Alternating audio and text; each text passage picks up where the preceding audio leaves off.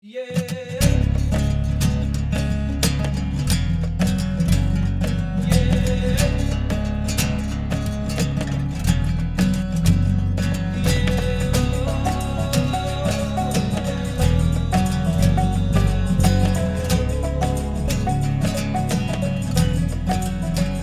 Welcome to this week's Into the Wilderness podcast. I am one of your hosts, Daryl Pace. The other host, Byron, is not here right now.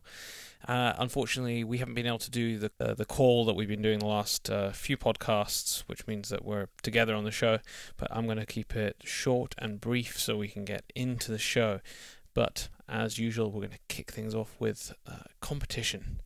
And for any new listeners out there, we are giving away copies of Modern Huntsman Volume 3, who are a supporter of the show. And if you are not lucky enough to win, then you can go and get your hands on a copy right now. You can go on the Modern Huntsman website, or you can go on our website, which is all the W's, thepacebrothers.com, and you can find it on the online store. But more importantly, last week's winner. So we played you a sound, and we've been doing that the last few shows, and we're going to continue to do that. One, it's educational. Secondly, it's quite fun. And the sound that we played last week, many of you guessed it right. There was loads of correct entries on Instagram and on the email. And I've collated them all together. And the sound last week was a curlew. So thank you for everyone that got the correct answer. I actually don't think there was any wrong answers. Maybe one or two, but everyone was pretty spot on. Very distinctive sound, especially in the springtime where we live in Scotland. So the winner picked at random is, sorry, I'm just trying to scroll through, is Sarah Reed. And thank you for your correct entry. Please get in touch with us. Podcast at paceproductionsuk.com, and then we'll get you a copy of Volume 3 sent out to you as soon as possible. And of course, there is a new competition, and this competition will be same as usual. Listen to the sound. I'm going to make it quite hard this week, I think, and then you email the show, or you message us on Instagram or Twitter or however else you want to message us with the correct answer. And if we don't respond back to you, we have read it and we have stored it. It's just that we get so many entries, we can't all respond all the time saying, yeah, correct answer, whatever. But we will respond. So here is your next sound that you need to guess correct.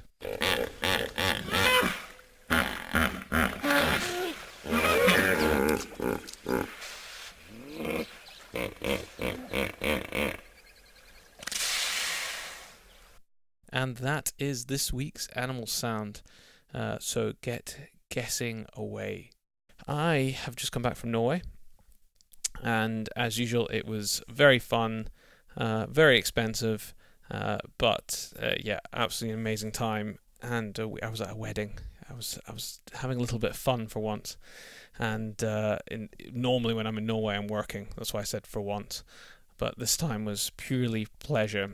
Though it made me laugh when I've been there for a few days, and you kind of just get over the price of things. But I went to go and grab myself some cans of cider, and I had to make the decision not to buy them because there was six. It was like 330ml cans of cider, and they were £24 for 6 of them.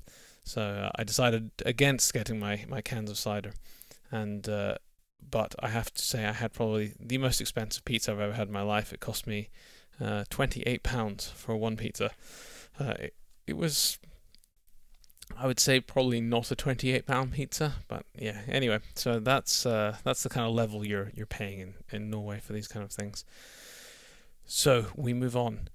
Today's guest, I haven't actually listened to this show yet because Byron edited it and he was there when he recorded it, and I'm just doing the intro, so I'm going to listen to it after I've done the intro, and then while I'm editing it afterwards. So today's guest is in fact Jason Goldman, and he's a science communicator, and Byron met him at the CIC conference earlier in the year, and they cover a huge range of things, including ecotourism, Africa, Tajikistan, I think I've already said, and trophy hunting. Sorry, I was reading it twice. So that's what you have in store for you today.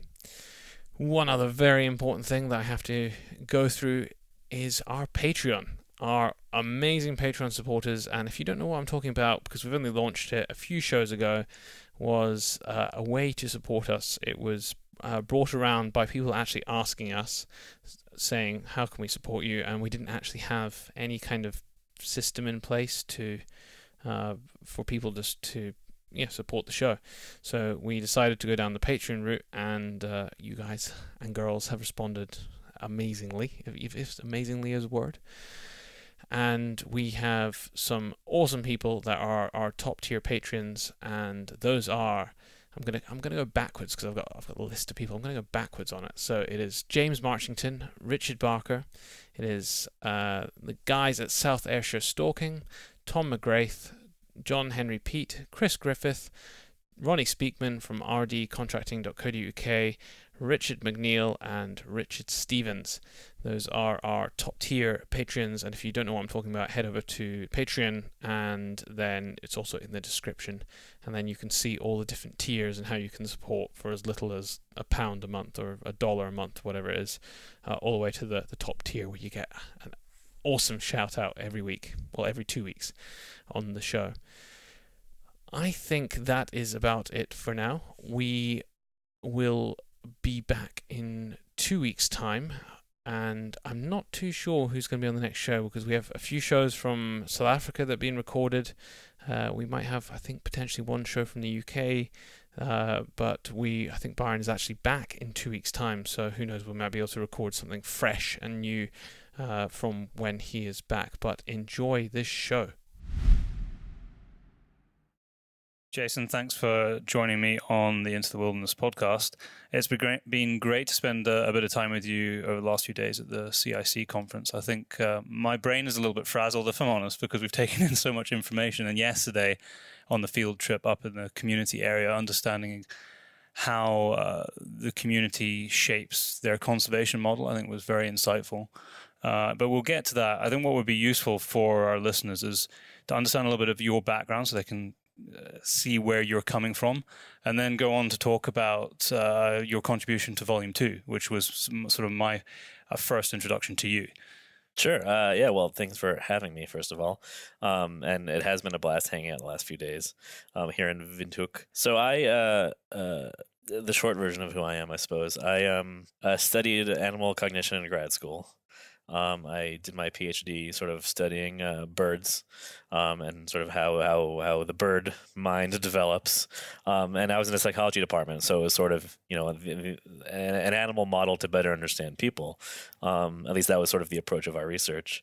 But, I was always interested in the animal for the animal's sake, of course, as well. And I started writing about science and about sort of wildlife and animal behavior, animal cognition in grad school and sort of my free time. By the time I finished grad school, I realized when I was thinking about taking on a possible postdoc and sort of continuing in the academic world or doing something else, I realized that I liked writing about other people's research rather than doing my own. Which should have been obvious because I was spending so much time in grad school doing like blogging and writing articles and things. And it wasn't until I was talking with a researcher about putting together a potential postdoc, and I knew that if I wanted to keep doing research, I wanted to get out in the field and away from the lab.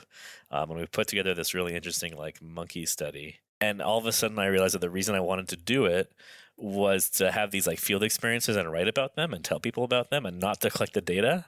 Which is a terrible reason. It was more about that than the actual research. The storytelling, which is a terrible reason to do research, especially when, as a science communicator, as a science journalist, I can still have those. I can do those things. Instead of just chasing monkeys through the jungle for data, I can chase the researchers who are chasing the monkeys through the jungle. It also allows you a much broader spectrum of things that you can cover, because it takes. I think people underestimate how much time and energy it takes to research a very, very niche aspect. Yeah, especially with regard to wildlife management. Yeah. If you're doing research in any of the sciences, you sort of become the world's expert on this like sub-question of a sub-question of a subfield, this like tiny little, and it's important stuff. But as a writer, as a science communicator, I can jump from topic to topic, every few days, and have the freedom to pursue the stories and the questions that are the things that are keeping me awake at night. So yeah, after I finished grad school, I sort of started freelancing full time, writing articles, producing podcasts, and some other things like that. And the last few, I've been doing that full time now for I think 7 or 8 years.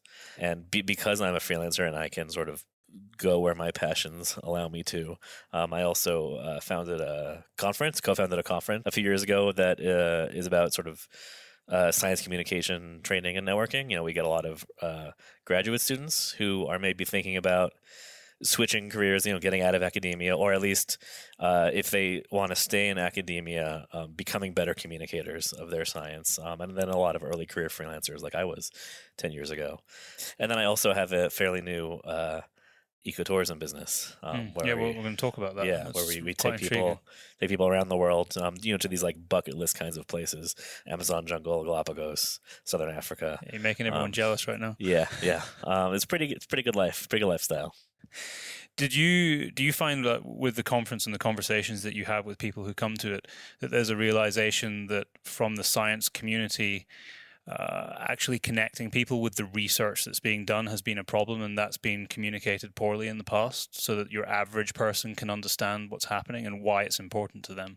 In terms of like the hunting community, the wildlife management? No, I mean, just generally speaking. I mean, obviously we're here looking at conservation and wildlife management, but there's, although I don't have time to look at much outside that field, I think it's pretty much true in a lot of science fields where the data and the research becomes so complicated, and there isn't really the time from the science community to really break it down so it can be consumed in a manner that can be understood and communicated from a science communicator. And obviously that's one of the things that is what you do. Yeah.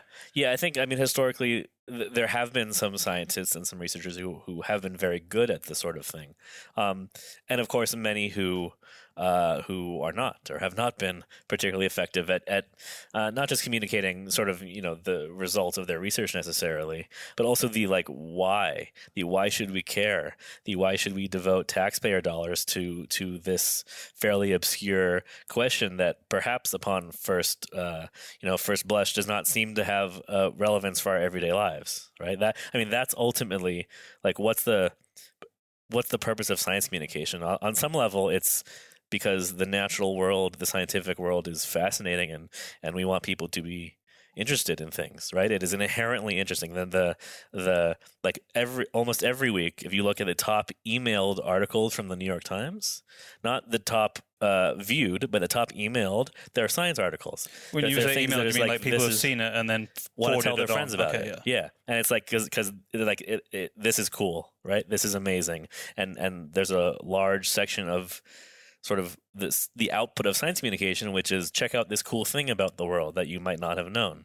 But then there's this other part, this sort of part that maybe applies in a little bit more of a direct way to our everyday lives, where it's how does science affect policy? How does it affect our daily lives? The drier stuff, our health, our environment, which may be drier, or at least may not be as immediately as inherently interesting to people. Mm-hmm. And that's equally important, because if we are going to, as a society, decide to fund certain things, then it's important that we be able to, as scientists, be able to articulate why it matters. And so historically, there's been successes and there's been failures. And I think if we look, I'm certainly more familiar with some of the successes and failures in the U.S., but if we look at certain trends about how people incorporate scientific knowledge or knowledge that's been derived from science into their everyday lives, things like how we think about climate change, how we think about vaccination, there have been some pretty massive failures on the part of the scientific and science communication worlds. And it's not to rest all the blame for some of these problems at their feet. But I think, if you're a scientist, you certainly... If you're no good at that or you don't want to, that's fine. You've got to find someone who will, though. Yeah, and you have to be willing to like engage with the journalists and engage with the science communicators in sort of good faith, Yeah, because those stories are really important to tell. the things that we've been discussing over the last couple of days have centered around wildlife management and conservation, and hunting as a management tool within that kind of system. The first time I came across your name and your writing was your contribution in Volume 2, which was the most intriguing and fascinating story, and a great example, actually, of a lot of the things we've been talking about in the last couple of days. Just flesh out that story and actually how it came to be, because what a remarkable place. Sure. So, as someone who covers conservation, wildlife ecology, these topics, inevitably the question of hunting as a management tool is going to come up, and so I'd been interested in that because it's such. But you don't have a hunting background. No, I did not grow up hunting. I grew up in Los Angeles as sort of as urban a lifestyle as you can have. And Los Angeles has plenty of nature. It's got a national park in the middle of it, and we've got big cats living in our neighborhoods, which is the only other mega city, a city of 10 million people or more that has that is Mumbai. They've got urban leopards. We've got urban mountain lions. Yeah, I've even learned the name of some of them recently. Yeah. So I did not have this background, but I was interested in wildlife and in conservation and in how humans and wildlife can sort of have a future together on this planet. It's something I sort of covered from time to time when I had a chance, and then Cecil the Lion happened. Okay. And because I'd written a couple of times about what were the potential upsides to hunting from a conservation perspective, I got all of a sudden overwhelmed with requests to call into radio shows and tackle that issue. And to sort of be the talking head expert specifically on the issue of Cecil. Yeah. And the question of like, I think for a lot of people, at least in outside of the hunting world, who are interested in wildlife issues, from a non-professional perspective, this might have been the first time that they were really forced to confront this question of, wait a second, how could it be that killing an animal can help the species, right? I mean, because on the face of it, it's not intuitive. No, it's really not. It's very contradictory. And so I had this like over the course of that week. I remember it was July. It was the summertime, 2015, 14, 16, I don't remember.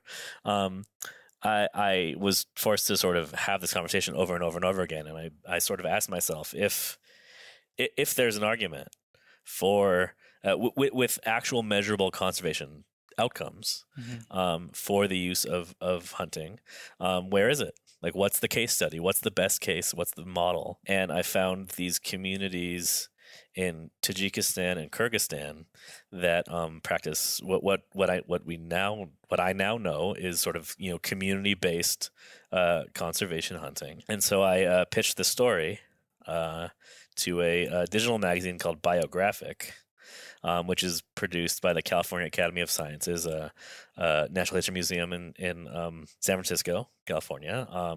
Very sort of liberal town, liberal city. I wasn't sure that they would accept the pitch. Give me money to fly to Tajikistan to report on why it seems to be that hunting these mountain goats no one's ever heard of, called markhor, it actually helps the species, helps conservation, is a good thing. So that was your pitch to them? Yeah. And did they ask what you expected the outcome to be? I had some conversations with the editor about what I expected the arguments would be. On some level, you can't know until you actually go out there, get out there, report it, and what I hoped to find out and who I would be talking to and this sort of thing. And they took what I think is a risk on accepting the story, given the kind of audience that publication has, and in the sort of post Cecil world we were living in. Yeah, it's pretty divisive. Yeah, or it could have been. Yeah. And to their credit, they took that risk, and they were willing to pay for that travel and pay me to go and research the story. And I published that story. It was about markhor hunting, which are these markhor are these endangered mountain goats with cool horns. This is incredible, twisting straight. Yeah, it's a spiral, but they're overall in a straight. Pretty straight. Form. Yeah. This particular subspecies or this particular species of markhor. And I spent some time in these community-based conservancies who for years, before they had instituted this sort of trophy hunting program, there was rampant poaching, and for meat, because all hunting in Tajikistan at the time was illegal.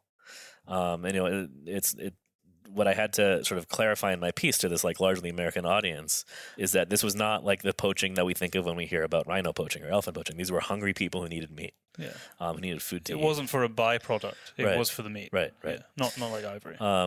But as a result of this, and also competition between the wildlife and livestock, domestic livestock for grazing resources, the populations were in serious decline. Because there was no incentive to do anything with the wildlife other than consume it. Right.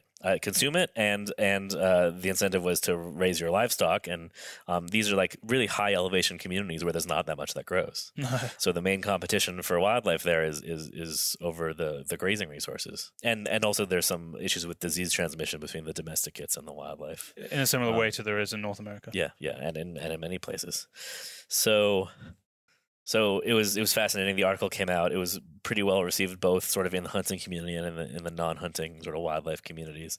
But of course, I didn't travel all the way there just to visit with this one community. And in my time there, I spent also time with some communities a few hundred kilometers away up on the Pamir Plateau, also in Tajikistan. But these villages were made of predominantly ethnic Kyrgyz people from neighboring Kyrgyzstan, and that was the story that I ended up writing for Modern Huntsman when I got connected with Tyler and sort of learned about what he was doing, and try to think of what stories I had like already reported that I could contribute.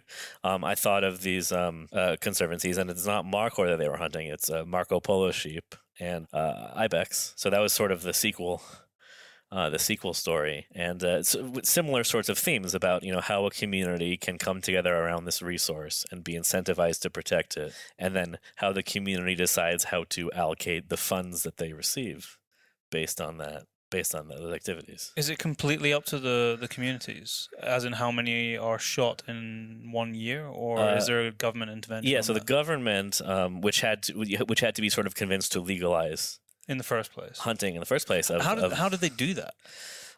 So the way the story gets told, as I understand it, with help from several NGOs like the GIZ, the German Development Group. I'm not sure how it translates, and Panthera and some other people. These communities sort of decided that if they sort of could self-police and stop poaching and prove to the government that they could sort of become stewards over this resource, then eventually the government could be convinced, in consultation with researchers, to open up a limited sort of hunting program. A certain number of tags per year that would get allocated across these communities in a certain way. And it was about 10 years of like non-poaching activities. So like to prove themselves. Right. That they could sort of be trusted. That's a long time. Yeah. Especially when the history prior to that was use what you want, not because it was legal, but because that's what they'd always done. Right. And it takes really strong leadership from within the community. Yeah, it's a really and certainly a lot of sort of capacity building that had to occur. Yeah. So there must have been funding available for them to survive that change. Yeah. And figuring out alternative sources of nutrition, and again developing these capacities among these communities in terms of things like monitoring wildlife and finding wildlife, and how to use a spotting scope, and creating the sort of expertise in how to interact with international hunters, and all these sorts of things. You have all the sort of infrastructure you need to create these kinds of programs. So these conservancies that exist there now have gone from a place where the wildlife there really had no value to one where there's enough value on the wildlife for them to not only leave it alone but protect it. Yeah, exactly. And leave it alone was the wrong phrase. Right. Utilize it. Right, utilize it in a sustainable way. And not only has poaching significantly decreased. Not only have these communities been able to benefit financially, economically from the limited sale of these hunting permits, but there have been measurable conservation outcomes. There are more markhor now than there were before. There are also more snow leopards now, which markhor are their prey base, part of their prey base. There are now more snow leopards in some of these areas than there were before. And that's been proven. Yeah, independently. Yeah, by Panthera researchers and others. Yeah. I think one of the markhor conservancies a few years ago, the estimate was 10 snow leopards, and I don't remember exactly how many hectares the conservancy was, but it was like for its size, it was the densest population of snow leopards ever recorded in this area. Habitat plus food source. Right. And I mean, and this sort of pattern, what had been happening, and this is why Panthera was interested, right? Big cat conservation. This sort of pattern is known all over the world. You deplete the sort of ungulate prey base, and then the carnivore predator, right? The big cat, which can no longer go after wild prey, starts to turn to domestic prey. And they start taking out your domestic goats and your yaks. And then you end up with a conflict. And then you end up with your conflict, right? And so then people start going after the snow leopards. And this sort of pattern is like predictable. It happens all over the world in some way, right? And so, not only do you see these direct effects on the ungulate, sort of the target of this hunting program, but you see these broader sort of ecosystem level impacts. And it's a conservation success story. It really is. And, as far as I'm concerned, one of the best models. The programs here in Namibia are very similar, sort of similar model, similar approach. But this is taking place, Tajikistan and Kyrgyzstan is a place where you could not... Okay, so what happens when you use a room without permission is that you end up having to move. We are actually sitting at the CIC conference, and we found ourselves a little quiet room, which turned out to be someone else's little quiet room. So now we're in a quiet hallway, so I'm not sure if we're going to be interrupted at some point. But see how it goes. I'm not quite sure exactly where we got to. But I was about to ask you about the view of someone like an organization like Panthera, when it's very clear that the hunting has made a positive impact on a non-huntable species, right, which is their focus. Right. Were they, or have they been quite willing to discuss that? Yeah. So my sort of understanding is that the official sort of party line, and I'm not a representative of Panthera, so this is with a grain of salt. My understanding is that they don't support hunting for big cats, but they do support sort of sustainable hunting when it can positively impact big cat conservation. Okay. For other kinds of species. Yeah, it's an interesting stance, that, because it's, there's parallels with what happens here in Africa, but you could argue it is through the hunting of big cats. Yeah. And it that may reflect the nuances of, their membership and sort of the mission and, I can understand why that is the stance that they take. Yeah. I mean, and I think, in any case, most people are going to have some line where, species or animals sort of in this collection in this pot are fair game, and like these are untouchable. And that's happened. That happens to be how they carve up the world, and certainly it's not no more or less reasonable to carve up the world in a different way. So what are the parallels that you've seen between that experience and then what we've been doing in the last couple of days here in Namibia? Now, I'm particularly thinking about our trip yesterday, where we went to a community-run conservancy. Yeah, so the community-based natural resource management program, CBNRM, here in Namibia, good memory, is very similar to sort of the model that I saw in Tajikistan and Kyrgyzstan, which is itself based on a successful model from Pakistan. Yeah, of course, yeah. The main difference, there's some differences, but the big one here in Namibia is that hunting tourism coexists in many places alongside photographic or ecotourism, which. So you're not seeing that in like Kyrgyzstan? Yeah, no.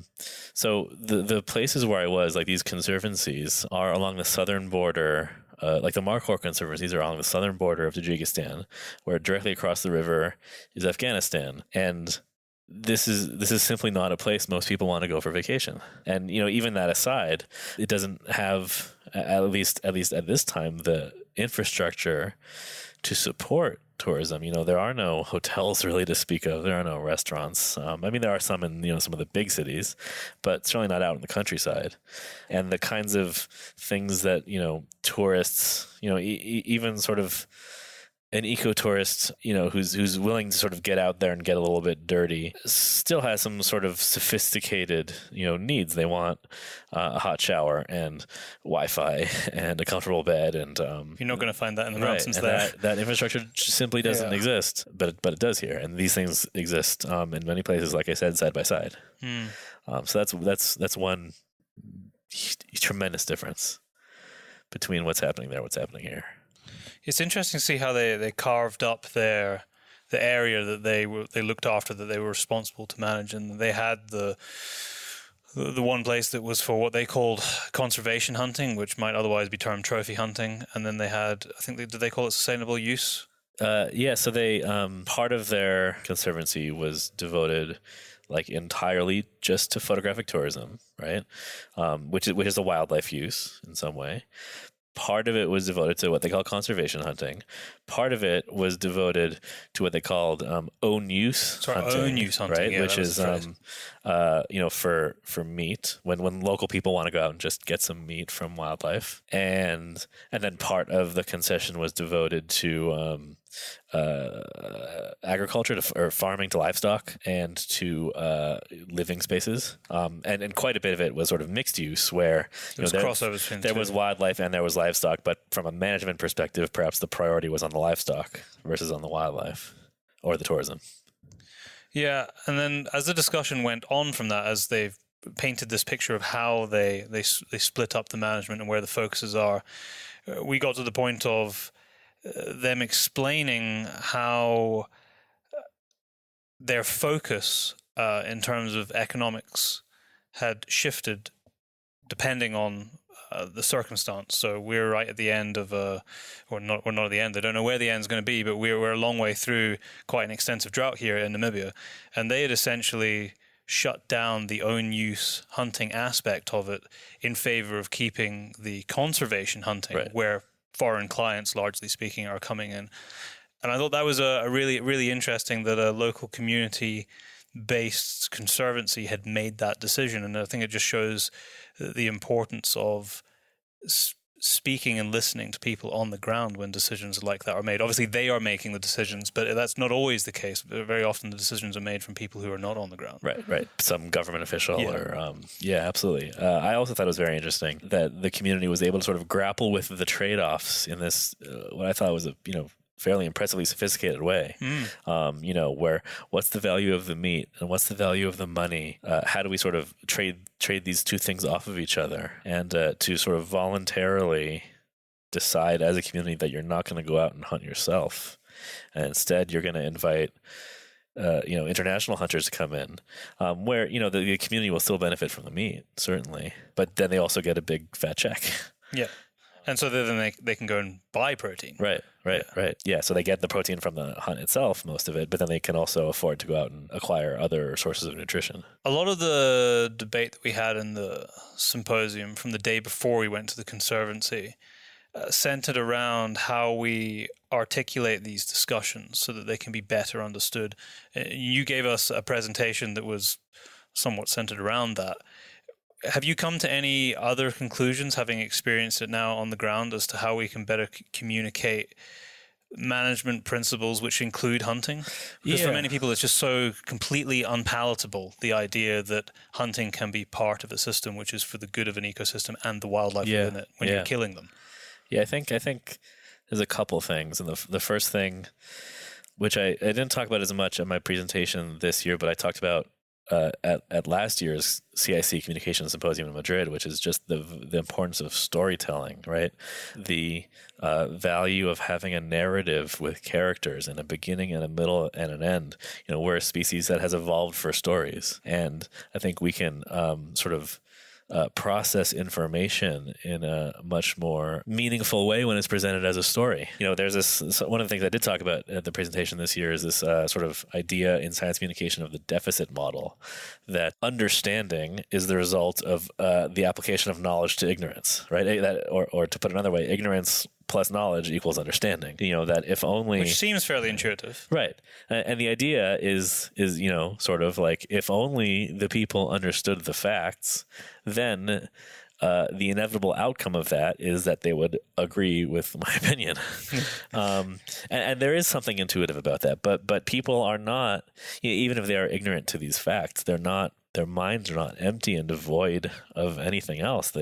People come to this conversation with pre-existing ideas, accurate or otherwise, with certain social values, with certain emotions.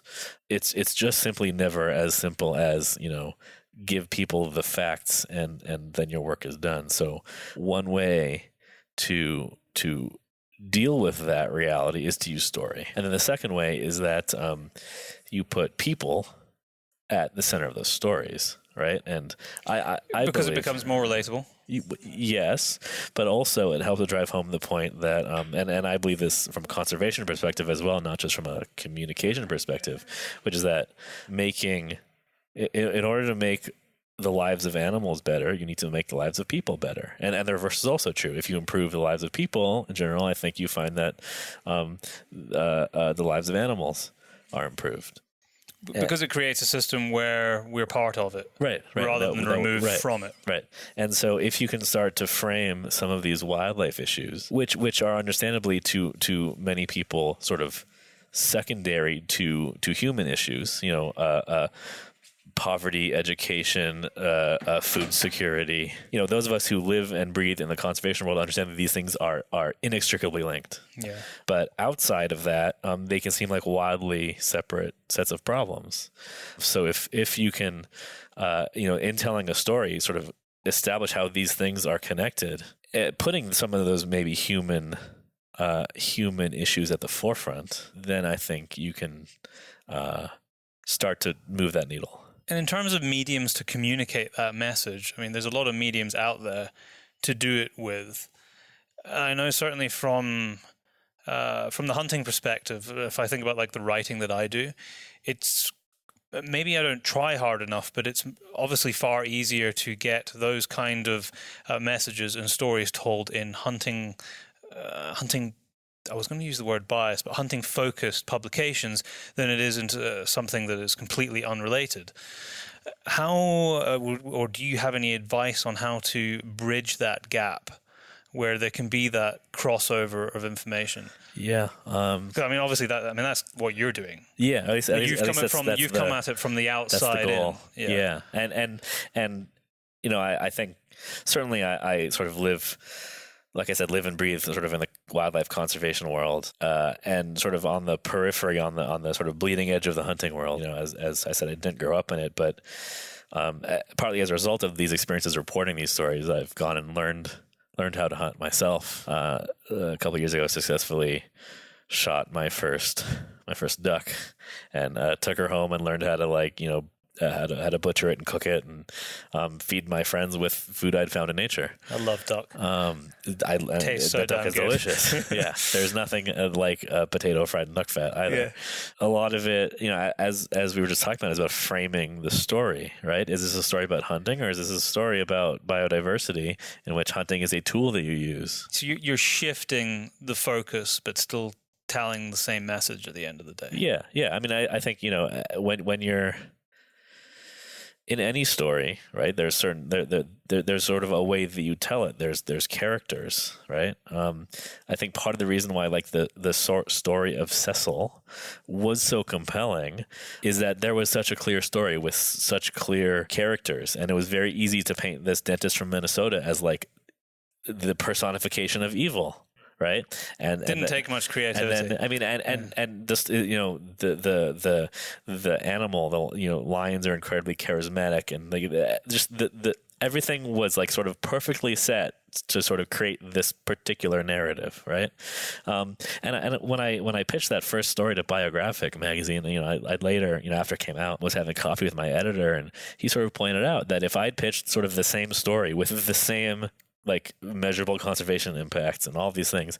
But at the center was about, a wealthy white man who'd gone out and shot an elephant instead of a mountain goat that like no one's ever heard of. That might have been a risk that the magazine wasn't willing to take. Yeah, okay. But essentially the same story. Yeah. But like different how characters do you, in it. Right, different characters, different animals. And if so, my goal as a journalist is to tell a story, but like to report the facts, right? I'm not necessarily advocating for something, but if you are going to advocate for something, you have to be strategic, right? And so the strategy might be, don't start with the elephant and the lion. You start somewhere else and have those conversations, which are difficult, but maybe they can be had. Maybe it's a little bit sort of emotionally and cognitively easier for people to engage on some of these difficult questions when it's something that feels a little bit more removed than the elephants and lions that we're all familiar with from the time we're born, because these are the characters in our storybooks. Yeah. All kids can point, even at a young age, and identify what an elephant is. Yeah. Because it's so iconic. Yeah, I joke around that I have a 2.5-year-old niece, and it's sort of my secret plan to turn her into a naturalist. She can identify an elephant and a lion, but not necessarily any of our like native wildlife in California. And that's on some level because those animals aren't in our storybooks. They're not the stuffed animals that we give our kids to sleep with. There's no stuffed mule deer. Maybe you should change that.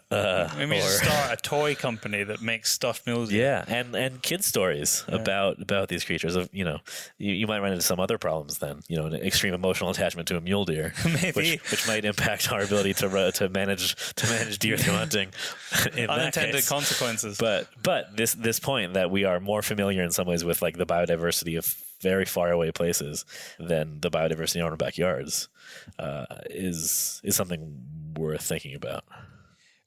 What was your takeaway from our discussion and what we were hearing today about the impact that other countries outside of Africa have in their decision making on what's possible on the ground here? And by that, I'm thinking about the actual trade of trophies. Yeah, it's particularly big game because that's where most of the issues lie in terms of like CITES listings. Right. It's so complicated, like all these things are, and I think that's why they're particularly fun questions to engage with. I've started to use the term eco-colonialism, especially with respect to like issues in African conservation. This is a place that for so long was subject to the whims of people who are not from here, and although now all these nations are sort of independent and have their own governing bodies, it's all too easy for those of us who are at home in the West or in the global North, or however you want to sort of frame this, to impact in a very real way what happens to the daily lives of people here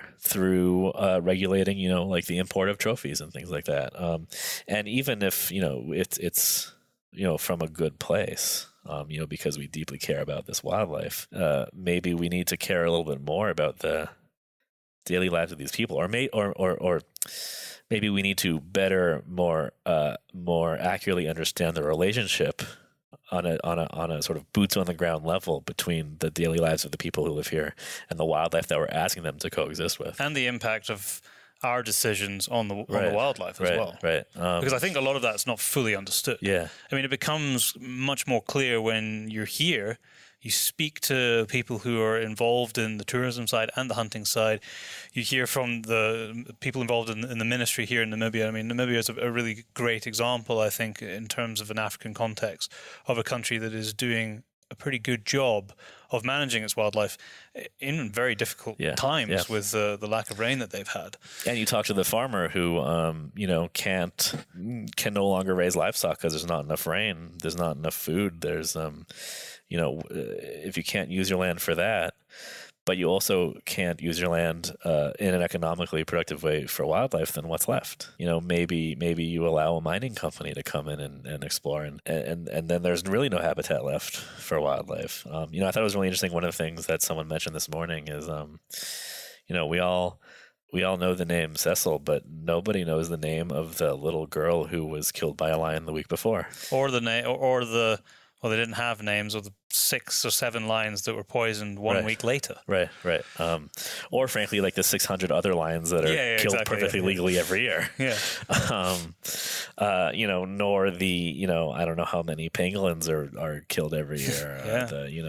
The massive amounts of overfishing that have, like there's many ways you can go to talk about how we value wildlife.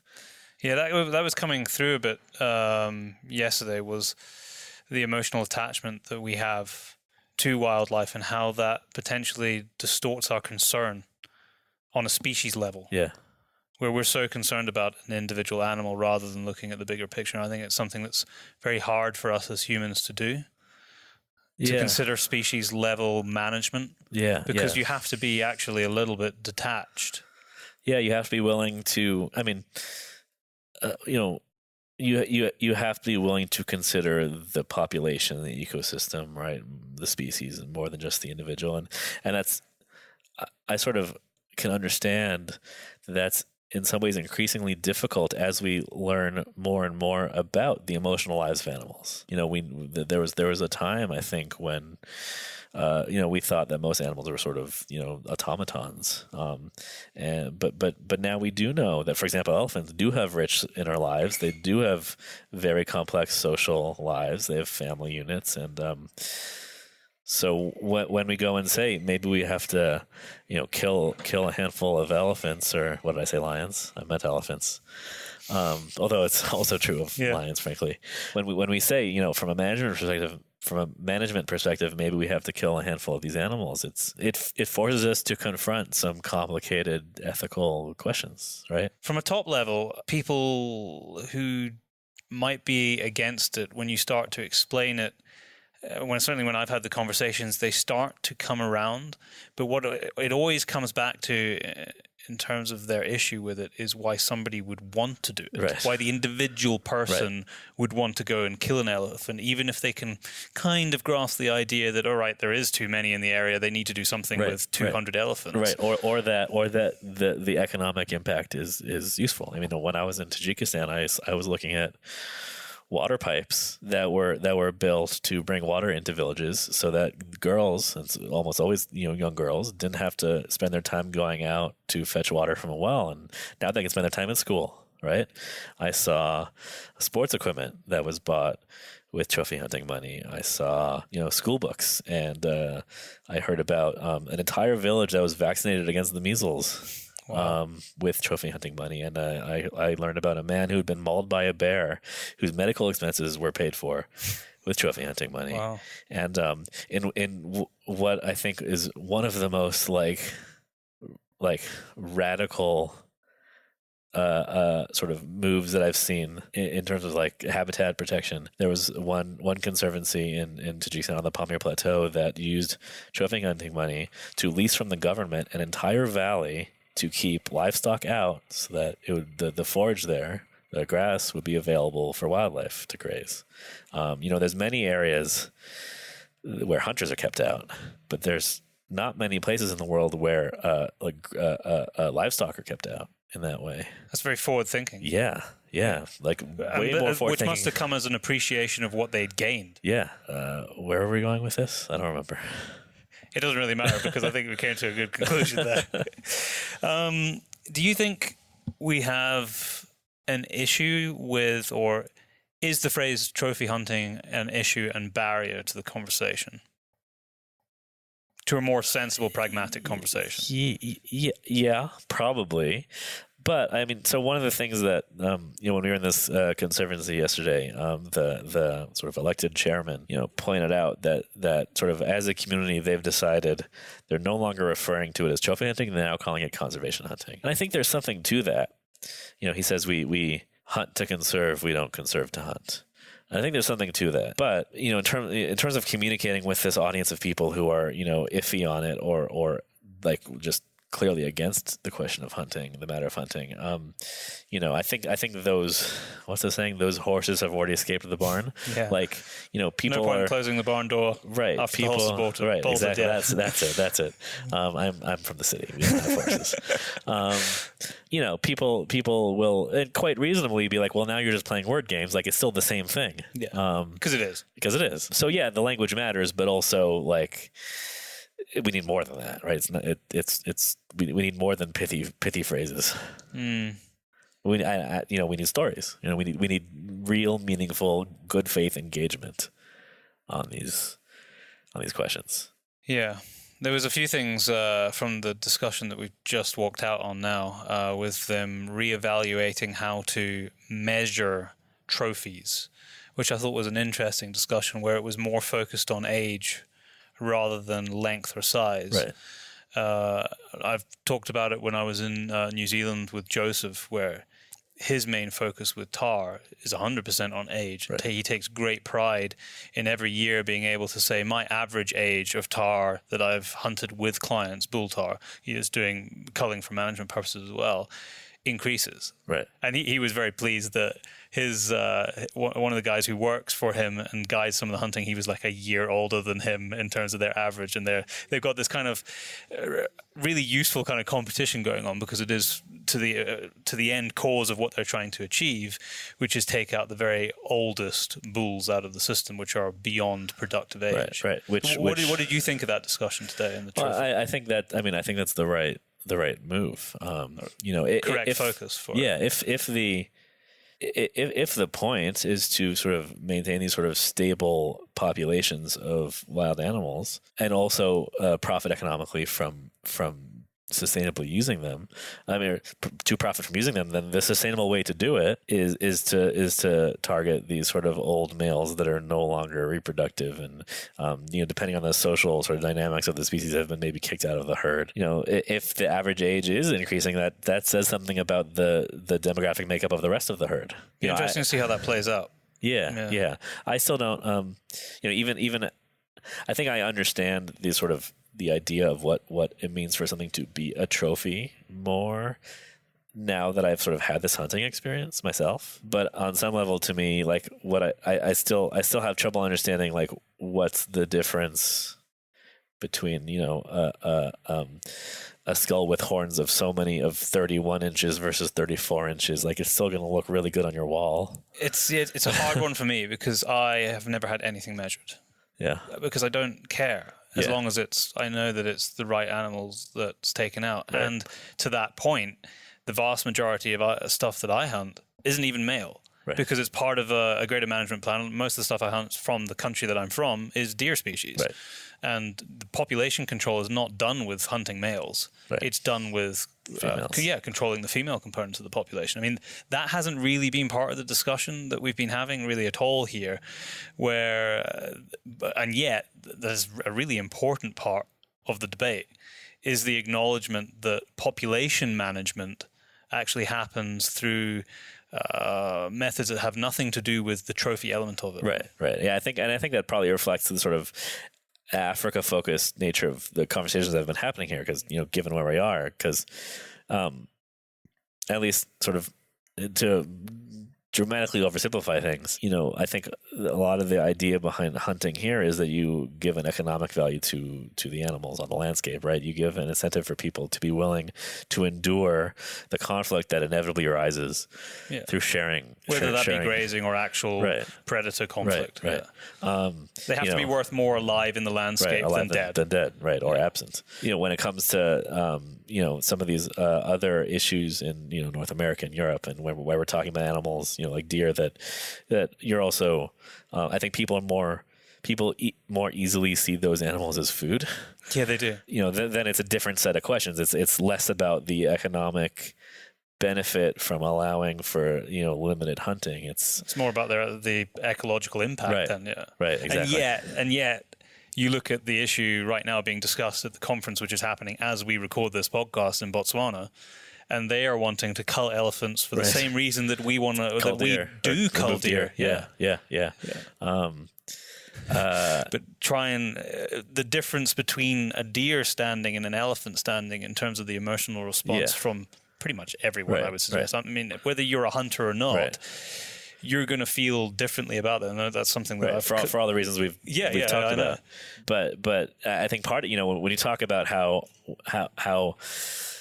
our feelings, back home have a direct impact on wildlife on the ground here in Africa. We don't look at an elephant and see food. Even if you're not a hunter, I do eat meat and I've learned how to hunt. So it's a little hard for me to imagine what I might think if I was a vegetarian. But even still, like within our cultures, these animals they're wildlife, but they're also food, right? A duck. You can find a duck in a supermarket. Not a wild duck, a domestic duck, but nonetheless. In the UK, you can find wild. Right. Yeah. Right. Yeah. But you're not, You're not going to find elephant. Right. But if you're part of a local community in the country here where elephant hunting is legal, then it is food. Yeah. And it's food for a long time. Yeah. And I think that's one of the key disconnects. And when I talk to people at home, about these issues, I think many of them are surprised to find out that when they have this stereotype and it's a reasonable stereotype of sort of the wealthy white male hunter who comes to Africa and shoots something and they think they sort of take the horns or they take the tusks or they take the skull or whatever it is, and then the rest of the animal is left on the ground to rot, and are surprised to find out that no, like that meat gets eaten. It may not get eaten by the hunter. I mean, maybe the hunter that night will enjoy a meal. Do a very good job if you could eat a whole elephant before he leaves. But that is nutrition. That's protein. Yeah. And really needed protein. I think a lot of people are surprised to find that out. A lot of people are surprised to find out, that it's illegal to hunt endangered species in the first place. Or these charismatic species. But yeah, so it takes a shift in what we're willing to see as food. And to bring in the ecotourism aspect of this, which, as you said, is very different to your sort of the Kyrgyzstan example. First of all, frame what ecotourism is, because this is a term which gets used a lot. Yeah, used and misused. Yeah, I was going to say inappropriately very often. Yeah, certainly in the last, 10 to 20 years. So if we think about like what is nature tourism, right? What is wildlife tourism? It's, people are going out to these places who want to see wildlife in sort of something that resembles their natural habitat. People want to go on a safari. They want to see elephants. They want to see lions. They want to see giraffe, zebra, all these things. And, stay in a lodge and go in a Jeep. Or people have this romantic image of like floating in a hot air balloon over the Serengeti as they watch the elephants beneath them, trample acacia trees. There's a sort of image that we have when we think of what tourism in Africa looks like. Non-consumptive tourism, let's say, non-hunting tourism. It's non-consumptive of the wild. Right. Yeah. And it's certainly not no impact. Yeah. The impact is different. So ecotourism, in contrast, like it has that aspect, right? It's about going out and spending time in nature or viewing nature, but it's intended to be more sustainable, lower impact. Ideally, it should be with sort of greater respect to local communities, to indigenous cultures, and it should be done in a way just like this with community-based hunting, where the money that gets spent remains with those communities, remains in those places, instead of, being removed from the country and going to some tourism outfitter based in the U.S. or Germany or Russia or whatever.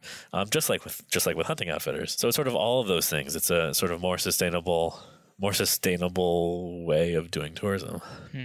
And you look at in your business, when you're engaging with clients, are you having discussions about the impact on the ground from actually going to a place and the considerations that need to be taken into account? Yeah. So that probably is just a reflection of what my own, sort of interests and obsessions are when it comes to thinking about these things. We take people, small groups, like maximum of 14 people, again, to these bucket list destinations, Peruvian Amazon, Ecuadorian cloud forests, Galapagos. We're doing a Namibia trip next year. The highlands of central Mexico to look for the overwintering monarch butterflies. I didn't know that's where they overwintered. Yeah, it's really cool. Like you walk through these these high altitude fir forests, fir trees, and you're surrounded by literally millions of butterflies. Are they in a sort of dormant state? So they clump on these trees at night, like so much that their collective weight makes the branches sag. Wow, that many. And then when it gets like when the sun comes out and it warms up, they like take off and they go flying around and look for water and nectar and these things, and then they mate. The migration will begin again when they start flying back north across up North America up to sort of northeastern North America, Canada, things like that. That must be spectacular. I'm going to add that to my bucket list. It's so cool. And, just like we've been talking about when it comes to hunting, because there's a tourism economy around seeing these butterflies, the local communities who for whom these butterflies sort of depend on the resources in their backyards, have an incentive to protect them, to not convert those forests into farms or mines or anything like that. So the argument is very similar to what we've been talking about. It's just a different kind of tourist. So we spend 5 days or a week or 12, 13 days with these people, and it's an opportunity to have a sustained conversation over multiple days about some of these complex issues and what sustainability really means, what conservation really looks like on the ground. How do your decisions as a consumer back home impact these ecosystems half a world away? Right. So one of the big problems in the part of the Peruvian Amazon where we go is gold mining, which is illegal and terribly destructive to the environment. Part of the process involves basically releasing tremendous amounts of mercury into the environment, and it just kills everything. Because it helps collect the gold, doesn't it? Yeah, so the gold that exists in the river mud, it doesn't come in nugget form the way it does in California. It's like a fine powder. And so there's these complicated, they're not that complicated. There's these machines which pump the muddy water up.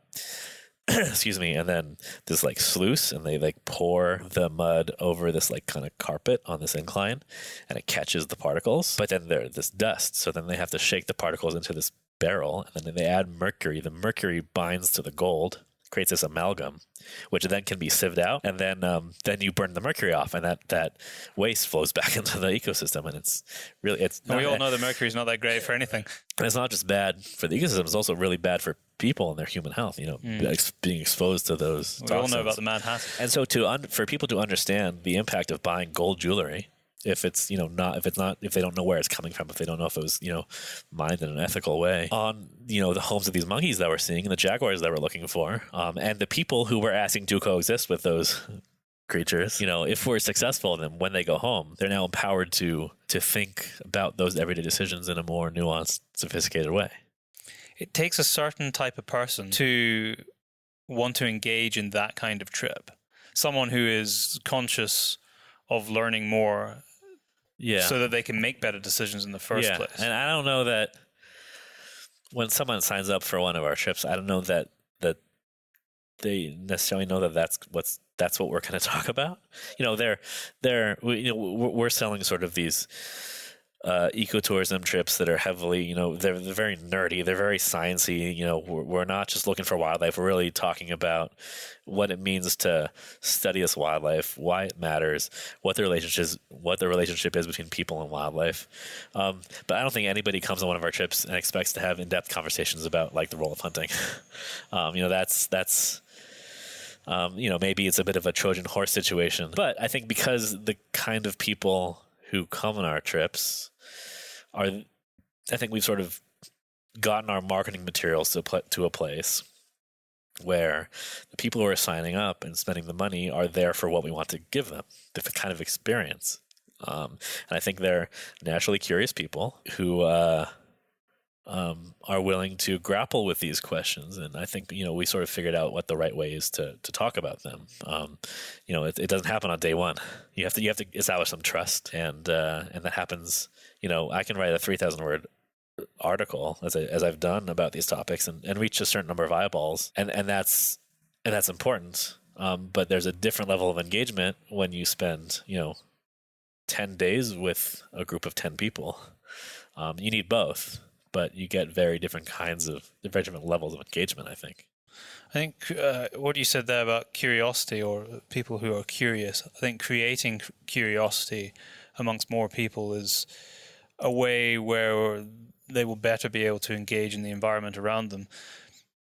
And it somewhat concerns me with, if we just look at tourism, photographic tourism, people who come to Africa because they want to see the wildlife, that it is very easy to have a situation where you can cater for those people who want to see wildlife, but in a very artificial way. So you can have, so I think Kenya is quite a good example of that, because most of the country has lost a huge amount of its wildlife, but there is these small pockets inside the parks which are held up as these incredible success stories. Wildlife reservations, and that is true inside the park, but it doesn't mean that it's a success story for the entire country, which is most of the ground. And so tourists go there, they feel immersed in it, they tick their boxes: elephant, lion, buffalo, all of which have been largely habituated by tourists, because there's driving around roads all the time. So it's like, another car, big deal. So it's not wild.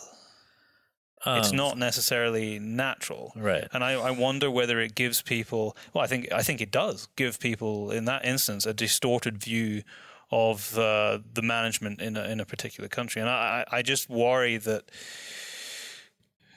those kind of situations make people feel comfortable that everything is good, when actually they're not curious enough to really understand the bigger picture. Yeah. I think it's a complicated one. I mean, on some level, if we sort of take the complications with Kenya's approach to wildlife management out of it, we just talk about sort of a tourist who comes to have that kind of experience. On some level, you're right. They're probably going to leave with a skewed perception of what wildlife in Africa looks like, what habitats in Africa look like, and even though arguably in these kinds of parks there are real ecological, like, these are functional ecosystems. They're certainly changed. And if, I don't know that there is an ecosystem on the planet that's not changed by people. I don't think there is.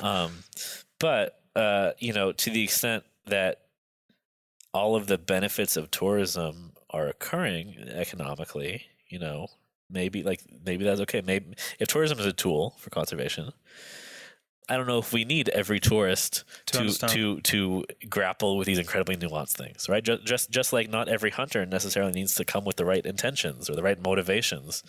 But if they're contributing, if they're a tool for conservation, maybe that doesn't matter. Still, that's a good way of looking at it, actually, like the comparison between the tourist who, that's fine, tick your boxes, and maybe the hunter who really just wants to be there for his own purposes. Right. And this is something that when I was in Tajikistan, one of the guys I was talking to, who was a member of a conservancy but also worked for Panthera as like a wildlife technician, said to me, there was a time when every village had its 2 or 3 or 4 skilled hunters, and they would go out and they would shoot some animals and bring the meat home and people would eat. And then and in this time there were sort of these unwritten but sort of commonly accepted rules for how you treat wildlife, right? Which animals were okay to shoot, which were not. Even you're talking about when it was illegal. Yeah. But sort of it was part of the culture. Okay. And then killing technology improves, and while hunting, I don't think is ever easy. In some ways, it becomes easier, and more people can successfully go out. You need less skill to do it. Yeah. And as that occurs, what he tells me is that some of those sort of unwritten rules start to be forgotten. He says now what has happened is, as a result of the extreme limitations that are on hunting now, it's sort of encouraged a return to these old rules for how you treat wildlife. The only difference being that instead of the Tajik or Kyrgyz villager being the one shooting the animal, it's an international, foreign hunter who's pulling the trigger, and instead of just getting the meat, now you're getting a big check. And the meat. But from that perspective, this person, they're a cog in the machine, right? They're a tool towards a bigger end, a conservation outcome. And I think while we would all prefer that every tourist, every hunter came at it with the right motivations, does it really from matter? An outcome perspective? Does it? Is that the primary And is it realistic? Right. Yeah. So, I would love it if every wildlife guide, every professional hunter, every tour guide was sort of prepared to engage with their clients on these, difficult questions. But it's, is that realistic? We do that in part because that's important to us, and in part because, we were science communicators first who, found tourism as an interesting sort of and fun, business. It is a good point. And it's something I have spoken to before, where as long as the outcomes are net positive, then the reasons for somebody doing something shouldn't really matter as long as the management principle is there. So it doesn't really matter who pulls the trigger, because somebody is going to pull the trigger, right, because by virtue of the fact that animal's been selected is part of a management system. And I maintained that for a long time, and then I spoke to Shane, who we just spoke to just maybe an hour ago on our podcast, and I kind of put that to him. I said, should it matter the reasons why, the motivations for an individual person, as long as everything's positive? And he said, well, yes, it does matter, because the moral justification for your actions is what is important to people. And I think on that, and then this kind of goes back to what we were saying about half an hour ago, is that I think we can all agree that if the outcomes are positive, then that is a system that can be supported, but it doesn't change the fact that people still grapple with the notion that an individual person would want to take actions of death against something like an elephant. I mean, there's a slippery slope here, and that's again something that we learned, that the scientific community sort of learned in the aftermath of Cecil, which is that for many people, even if they sort of understand the economic arguments, still they don't overcome the morality argument. The economics isn't enough. Yeah, and that you can sort of extend the same kinds of arguments to justifying human slavery and this and that. And I'm not a philosopher, but I think there's something to that.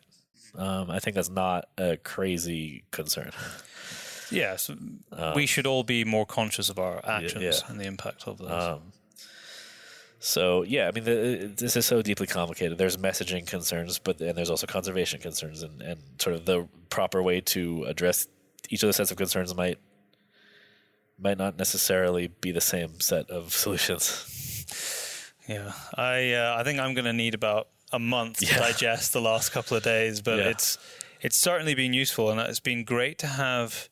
From my perspective, it's been great to have you in the room. It's been great to have Kara in the room, and the Austrian journalists as well, for tackling it from much more of outside the hunting community and being questioned on things that we maybe say and take for granted as a given, and challenged on those. Yeah, but challenged in an open-minded way. The discussions have been really constructive. And in good faith, done in good faith, which I think is important.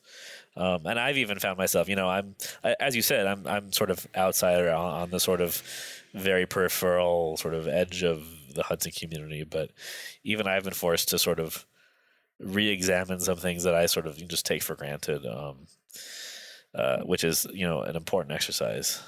We should all do it more often. On every topic. Jason, it's been great to chat to you.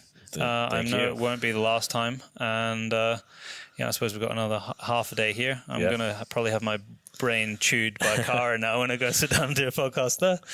But thank you very much for taking the time to join me. Yeah, thank you. And that's it for another 2 weeks. Don't forget that you can get all the information about us and the shop and everything that you could possibly need on our website, which is thepacebrothers.com. And if you are trying to find new ways to listen to the show, we are now on Spotify, we're on Podbean, we're on Stitcher, we're on YouTube, though not many people actually listen to it on YouTube because it's not really a platform that I would listen to it on, but there is definitely one or two of you that do because we get regular comments on it. And if you want to email the show, and we get emails all the time, and we love receiving them, we really do. And if it takes us a bit of time to respond, then it's just because we're busy. But we will get round to responding to you. It is podcast@paceproductionsuk.com. And if you want some more in-depth information about Modern Huntsman, then just head over to the Modern Huntsman website. Just Google it. I think that's basically actually how everyone finds website nowadays. You don't even type in the web address. You just Google it, and it comes up. We will be back with you in 2 weeks' time, and we hope you enjoy the rest of the end of summer. I feel like it is going to be the end of summer now. The weather is getting a bit more up and down, a little bit more unpredictable. The harvest around where I am, they have pretty much completed it. So I imagine the farmers are around the UK anyway, are furiously finishing the end of the harvest. So I hope you guys are successful in that, and that we've kept you company for at least a short period of time during it.